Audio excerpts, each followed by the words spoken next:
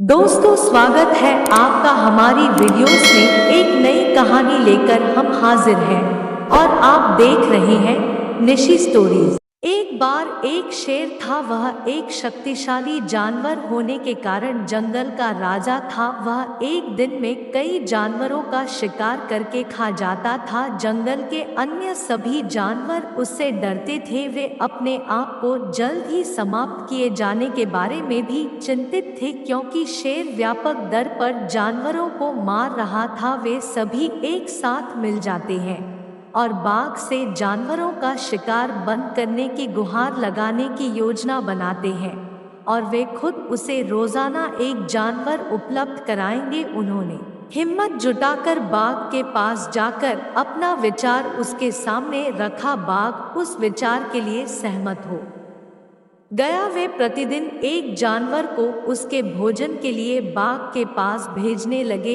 एक दिन बाघ के खाने की बारी खरगोश की थी, लेकिन वह खरगोश बहुत चालाक था और वह बाघ का भोजन नहीं बनना चाहता था। वह बहुत धीरे धीरे बाघ की गुफा की ओर चल पड़ा। वह भी अपने तरीके से सो गया और इस तरह खरगोश के बाघ की गुफा तक पहुंचने में शाम हो गई।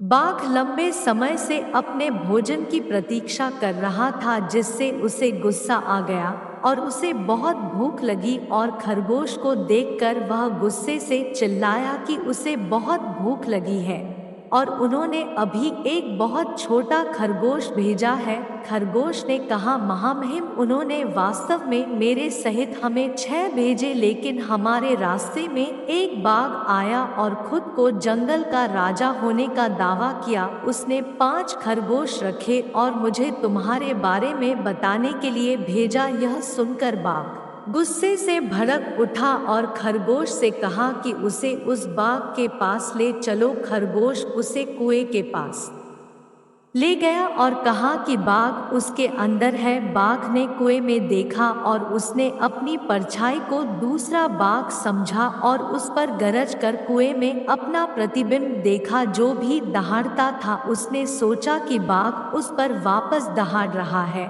और उसे लड़ाई के लिए आमंत्रित कर रहा है, और इस तरह वह कुएं में कूद गया, डूब गया और मर गया। इस तरह खरगोश ने खुद को और अन्य जानवरों को बाघ के हाथों मारे जाने से बचाया। शिक्षा: समस्या पर ध्यान देने के बावजूद समाधान पर ध्यान दें।